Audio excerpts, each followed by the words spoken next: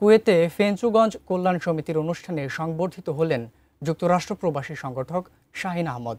বৃহস্পতিবার কুয়েত সিটির একটি রেস্তোরাঁয় এই সংবর্ধনা অনুষ্ঠানের আয়োজন করা হয়। অনুষ্ঠানে সভাপতিত্ব করেন ফেঞ্চুগঞ্জ কল্যাণ সমিতির কুয়েতের সভাপতি মোহাম্মদ ফুয়াদ আহমেদ।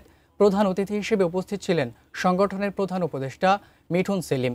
বিশেষ অতিথি হিসেবে উপস্থিত ছিলেন বাংলাদেশ প্রেস ক্লাব কুয়েতের সাধারণ সম্পাদক আহ জুবেদ এবং সাংবাদিক ইউনিয়নের সভাপতি নাসির উদ্দিন খোকন। এছাড়াও বক্তব্য রাখেন সাধারণ সম্পাদক আহাদ আম্বিয়া খোকন, যুগ্ম সাধারণ সম্পাদক মাহবুব খান, সাংবাদিক আলাল আহমদ ও সংগঠনের যুগ্ম সাধারণ সম্পাদক অভি হাসান সহ আরও অনেকে।